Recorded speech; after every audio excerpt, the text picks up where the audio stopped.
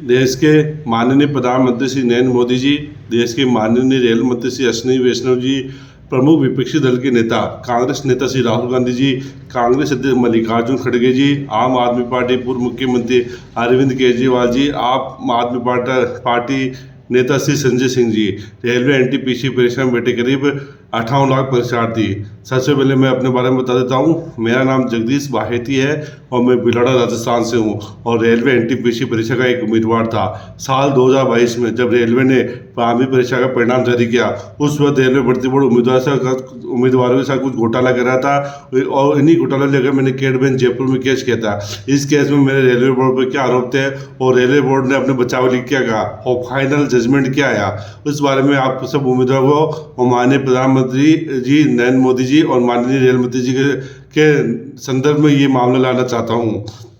इस केस में मेरे जो आरोप थे, इस आरोप को वो आरोप इस प्रकार थे। रेलवे ने अपने मूल नोटिफिकेशन का परीक्षा बाद उल्लंघन किया। रेलवे भर्ती बोर्ड ने ईडब्ल्यूएस एक्ट 2019 का उल्लंघन किया। रेलवे ने अनुच्छेद 14 समानता का अधिकार, अनुच्छेद 16 रोजगार में अवसर समानता का अधिकार का उल्लंघन किया। परीक्षा के बाद नियम में बदलाव नहीं होते। ये सर्वोच्च न्यायालय, उच्च न्यायालय और केट जजमेंट का उल्लंघन होता है। उम्मीदवार को अनुचित रूप से चयन करने हेतु कम उम्मीदवारों में उच्च कट ऑफ बनाया। माननीय प्रधानमंत्री के कथन न खाऊंगा न खाने दूंगा उल्लंघन किया गया। अब रेलवे ने अपने बचाव के लिए क्या कहा? रेलवे ने फिर ये जो भी मैंने आरोप लगे, रेलवे ने अपने बचाव के लिए क्या क्या हथकंडे अपने। रेलवे ने कहा कि इस उम्मीदवार के केवल 44.18 अंक है, जबकि कट ऑफ लेवल 2 में 64% और लेवल 6 में 75% गई है। ये अजमेर जोनल कट ऑफ था ईडब्ल्यू श्रेणी का। और दूसरी बार मैंने केस किया तो इसी आधार पर केस खारिज कर दिया जाए। इन दोनों आरोपों के पे भी जितने भी मैंने आरोप लगाए उनका रेलवे भर्ती बोर्ड खंडन नहीं कर पाया, पर मैंने रेलवे के इन दोनों आरोपों का खंडन कर दिया। मैंने कहा कि साहब, मैंने जज मैडम को कहा कि नोटिफिकेशन में मुझसे केवल 40 अंक लाने पड़ते हैं और 40-45 अंक लाना भी 50% के करीब जा रहा है। और क्योंकि इस एग्जाम में माइनस मार्किंग भी होती है और उम्मीदवार ईडब्ल्यू श्रेणी से संबंधित है, तो उम्मीदवार के अंक अच्छे है और नोटिफिकेशन का नियम के 40 अंक हो गई है, तो रेलवे को जितने अंक चाहिए उतने में अंक लेके आ गया। और दूसरी बार केस का नियम भी लागू नहीं होता क्योंकि इसमें वाद कारण अलग है पहले और इसका न्यायाधिकार क्षेत्र अलग है। नए नए दस्तावेज मैंने कोर्ट में प्रस्तुत किए और इस केस में मैंने 2 प्रमुख मुद्दे उठाए, एक तो संशोधित रिजल्ट और एक ईडब्ल्यूएस विवाद। पहले वाले केस में केवल ईडब्ल्यूएस संबंधित विवाद उठाया गया था और ये जो केस है पूर्णतः धोखाधड़ी और भ्रष्टाचार संबंधित मामला है, क्योंकि रेलवे भर्ती बोर्ड ने उम्मीदवारों के साथ धोखाधड़ी की है। उम्मीदवारों से उनके रोजगार के अधिकार छीने गया है, उनसे उनके साथ छल कपट किया है। ये सब मैंने इन रेलवे के आरोपों का खंडन किया और इस बारे में अब कब कैसे क्या इस केस में हुआ है और मैं इस बारे में आप शुरुआत से अंत तक इस केस के बारे में बताऊंगा। मैंने शुरुआत में सबसे पहले अक्टूबर 2023 में कैट बेंच जयपुर में केस किया और मुझे केस नंबर भी मिल गए और ये 558/2023। सबसे पहले हियरिंग में ही कैट बेंच जयपुर में केस किया गया था और पहले हियरिंग में ही रेलवे का जो एडवोकेट आया था उसने ये कहा था कि मैंने माननीय सर्वोच्च न्यायालय में रेलवे के खिलाफ केस दायर कर दिया गया। जब सर्वोच्च न्यायालय में केस दायर हो गया तो अब दो न्यायालय में तो केस चल नहीं सकता, इसलिए इस केस को अब यहाँ नहीं सुना जाए। और जज साहब ने सुनते ही केस में एक तरफा कार्रवाई कर दी और केस शुरुआत में ही डिसमिस हो गया। मुझे कुछ बोलने का मौका नहीं दिया, न ही जज साहब ने मुझसे कोई प्रश्न किया, इसलिए फिर मैंने वापिस पुनर्विचार याचिका दायर की और जज साहब को बताया कि जो रेलवे का एडवोकेट बोल रहा है माननीय सर्वोच्च न्यायालय में केस, मैंने ऐसे कोई सर्वोच्च न्यायालय में केस नहीं किया है और आपने भी मेरे केस को गंभीरतापूर्ण नहीं ले रहे हैं, आप एक तरफा कार्रवाई करे हो। इसके बाद जज साहब बढ़ गए। जज साहब ने कहा कि भाई आप बदतमीजी न करें, यदि हम चाहते हैं तो इसी स्टेज पर आप केस खारिज कर सकते हैं क्योंकि आप ऑलरेडी एक बार केस कर चुके हो, हमको पूरा अधिकार है, परंतु हम आपके केस को दूसरी बार सुनेंगे, हम नोटिस जारी करते हैं, आपके सवालों का जवाब मिल जाएगा। इस तरह से आप बदतमीजी न करें क्योंकि हम आपके केस को दूसरी बार सुन रहे हैं। ये जज साहब कुछ कहते हैं कि हम आपके केस को दूसरी बार सुन रहे हैं और इसके कहने के बाद जज साहब ने रेलवे को नोटिस जारी किया। इसके बाद जब रेलवे को नोटिस जारी किए मैंने सारे आरोप प्रत्यारोप लगा दिए और अनंतः रेलवे को लगातार 4 चांस देने के बाद रेलवे का जवाब भी आ गया। चौथी बार जब चांस दिया गया था तो अंतिम चांस दिया गया था और इसके बाद रेलवे को और कोई चांस नहीं मिलता। चौथी बार रेलवे ने जवाब दाखिल करके कहा कि हमने रिवाइज रिजल्ट दिया, उम्मीदवार ने प्रोटेस्ट किया था, उसके दबाव में हमने रिवाइज रिजल्ट दिया और उनके फिर हमने उम्मीदवार से के लिए कमेटी बनी। इस कमेटी के डिसीजन के आधार पर हमने रिवाइज जल दिया और हमने 72 सालों के EW सर्टिफिकेट भी वैलिड किए, नोटिफिकेशन के नियम वाले भी और 32 सालों वाले भी। इस तरह से मेरे सारे आरोप रेलवे भर्ती बोर्ड जो भी आरोप लगाए थे वो सब सिद्ध हो गए। रेलवे ने नोटिफिकेशन परीक्षा बाद उल्लंघन किया गया, रेलवे ने EW एक्ट का उल्लंघन किया, रेलवे ने संविधान के आर्टिकल 14-16 का उल्लंघन किया, रेलवे ने माननीय सर्वोच्च न्यायालय उच्च न्यायालय के जजमेंट का उल्लंघन किया है जो कि कहते हैं कि एक बार परीक्षा होने के बाद आप युक्ति के नियमों किसी प्रकार कोई संशोधन नहीं कर सकते। ये सब आरोप मेरे सिद्ध हो गए। इसके बाद अब फिर मेरे पास जज साहब इस स्टेट बेंच में मेरे एक तरफा कार्रवाई चलती थी और मुझे सिर्फ तारीख पे तारीख मिलती थी। अचानक ही रेलवे ने NTPC 2024 का नोटिफिकेशन जारी किया तो मैंने भी एक मिसलेनियस एप्लीकेशन प्रस्तुत की और जज साहब से निवेदन किया कि जज साहब देखो अब रेलवे भर्ती बोर्ड का जवाब भी आ गया है, अब आप मुझे मेरा अंतिम जजमेंट दे दीजिए। मैंने जो भी आरोप प्रत्यारोप लगे और रेलवे के जो भी आरोप प्रत्यारोप थे ये सब इसके को देखते हुए अंतिम जजमेंट दे दीजिए। इसके बाद रेलवे वालों और जज साहब ने प्लानिंग की कि मुझे मेरे कम अंकों के आधार पर बताकर और दूसरी बार केस करने के आधार पर केस खारिज कर दिया जाए। अब केस तो मेरे पूरे प्रश्न तक मैंने इतने गंभीर आरोप लगा दिए थे, अब केस किस आधार पर खारिज किया जाए? तो रेलवे भर्ती बोर्ड और जज साहब सबने प्लानिंग करी कि इस केस को खारिज करने के लिए उम्मीदवार के कम अंक बताए जाएंगे और दूसरी बार केस किया गया, इसलिए हम इस केस में आगे कार्रवाई नहीं करेंगे। ये बता के केस खारिज कर दिया जाएगा, ये बता के केस डिसमिस कर दिया गया। जब फाइनल जजमेंट आया तो इन दोनों का ही पूरे आप देखो पूरे नोटिफिकेशन में इन दोनों का ही हाईलाइट किया गया है और मैंने जो आरोप लगे तो उसका कहीं कुछ वर्णन नहीं है। परंतु मैंने फिर पुनर्विचार याचिका दायर की। मैंने कहा साहब देखो इस बार मैंने उम्मीदवारों की संख्या बताई जो रेलवे भर्ती बोर्ड द्वारा शुरुआत में ही 2019 में हमको बताई गई थी। उसमें हमने कहा कि देखो जज साहब जज मैडम थी और हमारी कैटेगरी में उम्मीदवार भी काफ़ी कम है। इतने कम उम्मीदवार है कि 20 गुना रिजल्ट चयन करने के लिए 20 गुना उम्मीदवार ही नहीं मिल सकते क्योंकि इनका अटेंडेंस भी काफ़ी कम गया है। 2 साल बाद एग्जाम हुआ, अटेंडेंस भी काफ़ी कम है और इसमें वो उम्मीदवार की भी छटनी होगी जो न्यूनतम उत्तीर्ण अंक नहीं ला पाए, हमको 40 अंक नहीं ला पाए। इसके बाद तो उम्मीदवार ही नहीं बचते हैं। तो इनसे उम्मीदवार की संख्या पूछी जाए, कम उम्मीदवार में इतना हाई अंक लाने वाले कौन से उम्मीदवार है? जब इस श्रेणी में हर दूसरी तीसरी उम्मीदवार चयन हो रहा है तो हर दूसरे तीसरा उम्मीदवार इतना हाई मार्क्स किसे लेके आ रहा है? और इन्होंने कम उम्मीदवार में मैंने आरोप लगाया कि रेलवे भर्ती बोर्ड द्वारा कम उम्मीदवारों में उच्च कट ऑफ बनाया गया है। फिर न्यू उम्मीदवारों को फायदा पहुंचाने के लिए 32 सालों को सर्टिफिकेट वैलिड किया क्योंकि ये उम्मीदवार रेलवे भर्ती बोर्ड के अधिकारियों को अनुचित लाभ पहुंचा रहे थे। ये सब मैं सीधे मैंने भ्रष्टाचार का आरोप लगाया, परंतु रेलवे भर्ती बोर्ड ने हट पकड़ लिया। रेलवे भर्ती बोर्ड के प्रश्न फैसला देने के लिए जज साहब ने हट पकड़ लिया कि अब हम आपके केस को नहीं सुनेंगे क्योंकि आपने केस दूसरी बार किया, अब इस केस में कुछ नहीं हो सकता। मैंने जज साहब को कहा कि जज साहब ये भ्रष्टाचार से संबंधित मामला है और रेलवे अधिकारी 18 लाख करीब एग्जाम में 57,61,197 विद्यार्थी बैठे परीक्षार्थी बैठे, उनके साथ छल कपट किया गया है।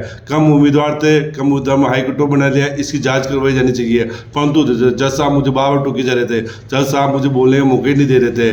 फिर भी मैंने जज साहब को कहा जज साहब यदि आप चाहो तो मैं अभी एक्सप्लेन कर देता हूँ, मैं लिखित में भी लेके आया हूँ, आप चाहो तो आधे घंटा समय निकाल के बाद में आप ऑर्डर दे दीजिएगा। मेरे सारे जो भी मेरे आर्गूमेंट है कि ये मैं कट ऑफ ये पूर्णतः फर्जी है, इस फर्जी कट ऑफ इसको मैं फर्जी करने के मेरे पास क्या क्या आधार है, ये सब आप आधा समय निकाल के पढ़ लेंगे तो आपके सामने रेलवे अधिकारियों के भ्रष्टाचारी चेहरे बेनकाब हो जाएंगे। परंतु जज साहब ने पहले ही डिसीजन रेलवे अधिकारी द्वारा जज साहब को पहले ही निर्देशित किया जा चुका है कि इसके द्वारा जो भी दस्तावेज दिए जाए अब इसमें जज साहब द्वारा नहीं लिया जाए और दूसरी बार केस करने के आधार पर खारिज कर दिया जाए। और जज साहब ने भी वो मुझे बार होते हुए ये जो दूसरी बार केस करने के आधार पर केस खारिज कर दिया गया। मैंने जज साहब से फिर अनुरोध किया कि जज साहब जल्दबाजी न करें, सारे भ्रष्टाचारी बच जाएंगे, इन्होंने घोटाला किया, इन्होंने उम्मीदवार से छल कपट किया गया है। परंतु जज साहब एक भी बात सुनने के लिए तैयार नहीं थे और सीधा ही डिसमिस बोल दिया। और फिर रेलवे जज साहब के पास एक लिपिक भी बैठा रहता, उसने भी डिसमिस बोल दिया और डिसमिस बोलते ही अगला जो केस था हमारे नेक्स्ट वाला उसको आइटम नंबर 16 बुला लिया गया। और फिर पास में एक जज साहब के पास में एक और उम्मीदवार एक शख्स को पहले ही एक एक शख्स को पहले ही बिठाया रहता है कि कोई भी उम्मीदवार ज़्यादा बहसबाजी करे तो उसे आप बाहर निकाल दें। मैंने जज साहब को 2 बार फिर डिसमिस बोलने के बाद भी मैंने जज साहब से 2 बार कहा कि जज साहब सारे भ्रष्टाचार निपट जाएंगे, परंतु उस उम्मीदवार को जो पहले ही जज साहब बिठाए रहते हैं उस उम्मीदवार ने मुझे आवाज़ लगा दी, आपकी सुनवाई पूरी हो गई है, आप बाहर चले जाइए। इसके बाद मैंने देखा कि आपको मतलब नहीं है, जज साहब तो अब हमारे पक्ष में फैसला देने वाले नहीं है। अब आप देखिए, एक तराजू की 2 पलड़े होते हैं, एक तराजू 2 प्लेट होते हैं। एक प्लेट में 6 किलो का बाट रखिए, एक प्लेट में 2 किलो बाट रखिए। तो ये 6 किलो का बाट में 6 आरोप तय करता है रेलवे भर्ती बोर्ड पे। रेलवे ने अपने नोटिफिकेशन के परिष्कार बाद उल्लंघन किया, रेलवे ने EWS एक्ट का उल्लंघन किया, रेलवे ने हाई कोर्ट सुप्रीम कोर्ट ओकेट जजमेंट का उल्लंघन किया, आर्टिकल 14 आर्टिकल 16 का उल्लंघन किया, कट ऑफ में गड़बड़ी घोटाला किया, प्रधानमंत्री के वचनों का उल्लंघन किया कि न खाऊंगा न खाने दूंगा उल्लंघन किया। ये सारे आरोप एक तरफ थे और रेलवे के 2 आरोप मेरे 44 अंक आए और मैंने दूसरी बार केस किया। आप देखो कि मेरा पलड़ा भारी है, मैंने 6 आरोप लगा चुका हूँ और जज साहब रेलवे से जवाब मंगा चुके हैं और पूरा मेरे केस मेरे फेवर में। फिर भी हम सब उम्मीदवारों को हराने के लिए जज साहब ने हार का जजमेंट बनाया, जिसमें सिर्फ इन दोनों जो रेलवे भर्ती बोर्ड कहा गया था कि भी उम्मीदवार 44 अंक आए, 44 में 18 अंक आए और दूसरी बार केस किया, इसी को ही पूरे जजमेंट में हाईलाइट किया गया। जबकि आप देखो मेरे इतने गंभीर आरोपों का कहीं भी कोई उल्लेख नहीं है। इसलिए हम ये कह सकते हैं कि केंद्रीय प्रशासनिक न्यायाधिकरण ने एक तरफा कार्रवाई की है और ये जो केंद्रीय प्रशासनिक न्यायाधिकरण होता है सरकार के पक्ष में फैसला बनाते हैं। सरकार के पक्ष में फैसला ये जानने के लिए कि भी केंद्रीय प्रशासनिक न्यायाधिकरण सरकार के पक्ष में फैसला, इसलिए मैंने RTA भी लगा कि भाई हमारा केस इतना मजबूत था तो वास्तव में 1 साल के अंदर कितने फैसले इन्होंने सरकारी पक्ष में दिए, कितने फैसले सरकारी विपक्ष में दिए। इसलिए मैंने एक RTA लगाया। RTA में मैंने जाके जो भी माननीय जज महोदय है जब से इस बेंच में पोस्टेड है तब से अब तक कितने फैसले सरकारी पक्ष में दिए, कितने फैसले सरकारी विपक्ष में दिए, ऐसा मुझे कोई जानकारी नहीं दी। मुझे जवाब मिला कि इस तरह का हम रिकॉर्ड ही नहीं रखते हैं, जबकि हम वास्तव में इस बेंच के 150 से 200 स्टेटस चेक किए तो मैंने नहीं पाया कि हर फैसला सरकारी पक्ष में ही जा रहा है। ये केंद्रीय प्रशासनिक न्यायाधिकरण के जितने भी जज होते हैं सरकारी पक्ष में ही फैसला बनाते हैं। अब देखिए, सरकार का जो भी केंद्रीय कर्मचारी होगा, सरकार का कोई भी केंद्रीय कर्मचारी होगा जो उसके डिपार्टमेंट में ऊपर का दिखा उसके साथ कुछ गलत करता है तो कैट बेंच जाता है। जब वो कैट बेंच जाता है तो उसके बाद कुछ न कुछ वैध आधार होता है जो उसके केस को मजबूत बनाता है,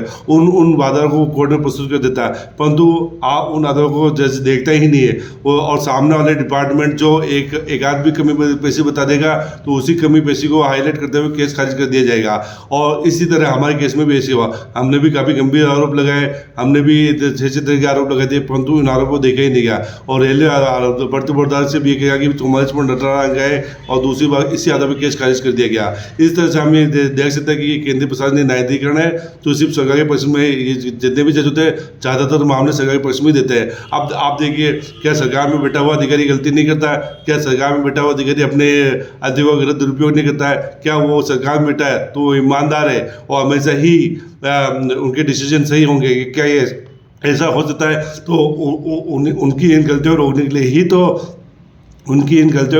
तो उम्मीदवार या जो कोई भी केंद्रीय कर्मी होता है वो कोर्ट जाता है, पर कोर्ट में जज साहब तो फैसले सरकारी पक्ष में बनाते हैं, इसी सरकारी पक्ष में बना देते हैं और इस तरह से हमारे साथ एक तरफा कार्रवाई की जाती है।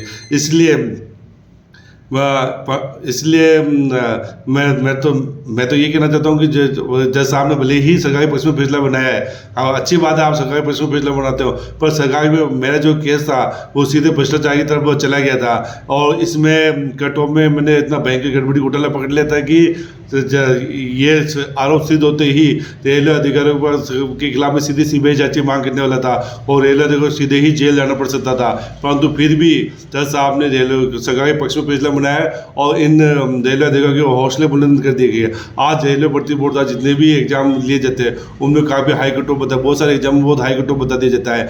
ये हाई कट ऑफ सिर्फ अनुचित रूप से उम्मीदवारों का चयन करने के लिए बनाया जाता है। अब इन रेलवे अधिकारी जज साहब ने इनके पक्ष में फैसला तो दे दिया। रेलवे का देखो पूर्णतः संतुष्टि है कि जब भी हम कुछ भी गड़बड़ करेंगे तो उम्मीदवार जाएगा कैट बेंच में, जज साहब हमें पक्ष में फैसला देंगे नहीं। इसलिए जब भी हम केस करते हैं तो हम देखेंगे कि भर्ती प्रक्रिया सुचारू रूप से चल रही है।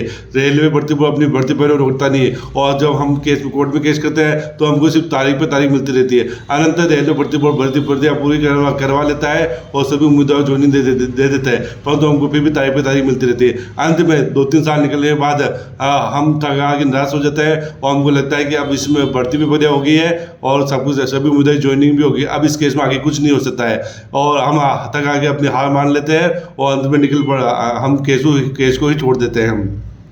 ये चीज़ें हम कहना चाहते हैं। अब मैं आगे अब 2 तरह के उम्मीदवार होते हैं। हम एक तरह तो इस भर्ती प्रक्रिया में 2 तरह के उम्मीदवार थे। एक तो उम्मीदवार था जो प्रोटेस्ट करने वाला उम्मीदवार था, और एक उम्मीदवार था जो कोर्ट में केस करने वाला उम्मीदवार था। अब ये प्रोटेस्ट करने वाले उम्मीदवार होते हैं जो रेलवे भर्ती बोर्ड उनकी बातें नहीं सुने तो ये साथ प्रोटेस्ट को उतर आए, और सरकार भी इस फिराक में रहती है कि जब भी कोई प्रोटेस्ट उनके खिलाफ प्रोटेस्ट होता है, उनके खिलाफ आंदोलन होता है और कुछ ज़्यादा हिंसक हो जाते हैं तो उनके खिलाफ बलपूर्वक उस आंदोलन को दबा दिया जाता है।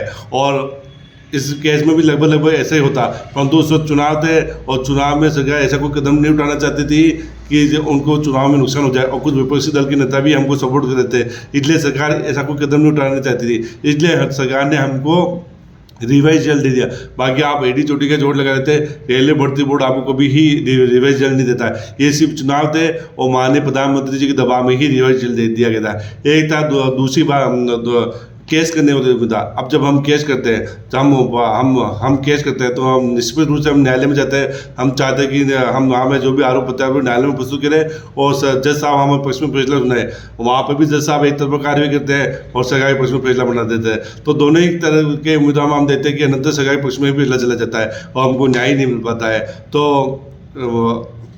तो हम लास्ट में हम यही कहना चाहते हैं कि मैं आगे कुछ और वीडियो बनाऊंगा कि जो भी कट ऑफ में मैंने गड़बड़ी घोटाला पकड़े उसके ऊपर मैं विस्तारपूर्वक बताऊंगा कि मैं रेलवे भर्ती बोर्ड में किस तरह की गंभीर गड़बड़ियाँ थी और उन गंभीर गड़बड़ियों को देखते हुए हम साफ कह सकते ये कट ऑफ पूरी तरह से फर्जी था। और आप सब उम्मीदवार और माननीय प्रधानमंत्री जी आप भी इस वीडियो को देखिएगा और रेलवे अधिकारियों के खिलाफ कड़ी से कड़ी कार्रवाई किया जाएगा, क्योंकि हम तो के कोर्ट में मामला उठा चुके हैं और सारी चीज़ें कोर्ट में प्रस्तुत कर चुके हैं। सबसे पहले मैंने कैट बेंच जोधपुर में सबसे पहले मैं रेलवे भर्ती बोर्ड के खिलाफ लड़ा। रेलवे अधिकारी को काफ़ी बार मेल किया, रेलवे अधिकारी हमारी बात नहीं सुने थे। उसके बाद मैंने कैट में केस किया, एक वकील भी किया, वकील भी हमको धोखा दे गया। तो मैंने देखा कि अब क्या उसके खिलाफ मैं बार काउंसिल में कंप्लेंट कर दिया। बार काउंसिल में उसने कहा कि भी साहब मैं तो इनके पक्ष में ही बहस कर रहा था, ये तो जज साहब ने आगे किया कि इस केस में कोई मेरिट नहीं बनता, इसलिए आप केस विड्रॉ कर लीजिए, हम इस पर कोई जजमेंट नहीं देना चाहते। इसलिए उस वकील ने केस विड्रॉ कर लिया। और इसके बाद मैंने देखा कि अब मैं कोई वकील नहीं करूंगा और मेरा एक उद्देश्य था कि जो भी मेरे आरोप है मैं किसी न किसी तरह से जज साहब के पास पहुंचाऊंगा। इसलिए मैंने ये केस खुद लड़ने का विचार किया और अनंतर मैंने एक केस जयपुर कैट बेंच में दायर किया और सारे आरोप मैंने अनंतर खुद पहुँच के जज साहब के समक्ष उनकी बेंच पर रख दिए। परंतु लास्ट में हमको जज साहब ही धोखा दे गए। जिनसे हम न्याय की उम्मीद कर रहे थे वही हमको हमारे साथ अन्याय करके चले गए। जिससे हमने न्याय की देवी समझा वही हमारे साथ अन्याय करने लगे। इसलिए अनंतर अब हम चाहेंगे भी कैट बेंच ने गलत जजमेंट दिया तो हम हाई कोर्ट चले जाए, सुप्रीम कोर्ट चले जाए, परंतु वहाँ भी कोई फायदा, क्योंकि मैं अकेला ही उम्मीदवार हूँ और मेरे अकेले उम्मीदवार की आवाज़ दबा दी जाएगी। पूरे देश में एक अकेला उम्मीदवार जब कोर्ट में केस करेगा तो जज साहब भी देखेंगे भाई ये अकेला आदमी है, अब अकेला आदमी क्या कर लेगा। इसलिए जो हाई कोर्ट और सुप्रीम कोर्ट में भी फैसला सरकार के पक्ष में, रेलवे भर्ती बोर्ड के पक्ष में जाए, क्योंकि हमारा सीधा सामना रेलवे के भ्रष्ट अधिकारियों की से हो रहा है। रेलवे के भ्रष्ट अधिकारी इतना पावरफुल है कि कैट बेंच में जज साहब से अपने पक्ष में फैसला करवा रहा है, सारे आरोप इनके खिलाफ जा रहे हैं, फिर भी इनके पक्ष में फैसला बन रहा है। तो ये हम देखेंगे कि भले हाई कोर्ट जाए सुप्रीम कोर्ट जाए, ये रेलवे अधिकारी जीत जाएगा। इसलिए इस केस में हम सिर्फ 2 ही तरह से जीत सकते हैं, या तो माननीय प्रधानमंत्री जी इस पर कुछ सख्त कार्रवाई करें और ये वीडियो बनाने का पर्पज भी यही है कि मेरा ये वीडियो प्रधानमंत्री तक पहुंचे और वो रेलवे अधिकारियों के खिलाफ सख्त कार्रवाई करे। या फिर हम ये कह जीत सकते हैं मीडिया की अदालत में। कोई भी मीडिया कर्मी इस मामले को हाईलाइट करे और रेलवे भर्ती बोर्ड के अधिकारी से जवाब मांगे कि आप इस कटो में गड़बड़ी घोटाला है, आपने EWZ का उल्लंघन किया, आपको क्या अधिकार थे, इस तरह के मीडिया की अदालत में इस मामले को उठाया जाए और सरकार के ऊपर प्रेशर बना के इन रेलवे अधिकारियों के खिलाफ कार्रवाई करवाई जाए, तभी हम केस को जीत सकते हैं। हाई कोर्ट सुप्रीम कोर्ट में भी अभी हम केस नहीं जीत सकते, क्योंकि ये जो रेलवे के अधिकारी काफ़ी पावरफुल अधिकारी है और भ्रष्ट अधिकारी है। इनसे और सभी 21 भर्ती बोर्डों में ये भ्रष्टाचार चल रहा है, तो अकेला मैं उम्मीदवार तो जीत नहीं सकता है। इसलिए इस वीडियो बनाने का पर्पज़ ये था कि मैं अपनी ये बात माननीय प्रधानमंत्री तक पहुँचाऊँ और देश के 58 लाख ये जो भी 57.5 लाख परीक्षार्थी बैठे थे उनके पास मेरे ये माला पहुंचा और हमको अब धैर्य बना ये बात प्रधानमंत्री तक पहुंचेगी और सब 58 साथों की जो भी 57-58 लाख उम्मीदवार परीक्षा में बैठे उनके पास ये उम्मीदवार पहुंचेगी और हमको अब धैर्य बना रखना है, क्योंकि ये मामला सीधे प्रधानमंत्री की नज़र में चला जाएगा और अब प्रधानमंत्री ही आगे होकर कुछ कार्य भी करेंगे। आगे मैं कुछ और वीडियो बनाऊंगा जिसमें ये बताऊंगा कि कई कटो किस तरह से पड़ जीता, मैंने इस कटो में क्या गड़बड़ियाँ पकड़ी, लास्ट हीरिंग में मैं खुद क्या क्या लिख के लेके गया था जो मैं केस कोर्ट में प्रस्तुत करना चाहती। यदि कोर्ट में ये जज साहब निष्पक्षता अपनाते हैं तो सीधे रेलवे अधिकारियों को जेल तक जाना पड़ सकता था। इनके खिलाफ CBI जांच होती, मैं सीधे CBI जांच की मांग करता और CBI जांच के बाद इनको सीधे जेल भी जाना पड़ सकता था और इनके साथ सारा मेरे फर्जी कटों का सारा आरोप भी सिद्ध कर देता। परंतु जज साहब को पहले ही निर्देशित किया जा चुका था कि इन रेलवे अधिकारियों ने पहले ही निर्देशित कर दिया था कि हम अब इस उम्मीदवार पर इस पर कोई अब जवाब नहीं देंगे। मैं ये चाहता था कि हमारी कैटेगरी में काफ़ी कम उम्मीदवार थे, तो मैंने ये जज साहब से ये मांग करने वाला था कि प्रत्येक कैटेगरी में कितने उम्मीदवार परीक्षा में बैठे, उन उम्मीदवारों में कितने उम्मीदवार ऐसे जो न्यूनतम त्रिनाग को पार करके गए, उसके बाद एक उम्मीदवार की चयन के लिए कितने उम्मीदवार बचे, ये चीज़ मैं जानना चाहता था। परंतु ये चीज़ रेलवे भर्ती बोर्ड बताना ही नहीं चाहता था, इसलिए रेलवे भर्ती बोर्ड के अधिकारी ने जज साहब को पहले ही निर्देशित कर दिया गया कि इसको पहले ही इसको केस को आप सीधे डिसमिस कर दिया जाए, ये जानकारी हम नहीं देंगे। और जज साहब ने भी रेलवे अधिकारियों की बात को मानते हुए मेरे केस को डिसमिस कर दिया। अब मैं शीघ्र पार्ट 2 वीडियो भी बनाऊंगा, उस पार्ट 2 वीडियो को भी देखिएगा और अपना बस ये मैं कहना चाहता हूँ। धन्यवाद।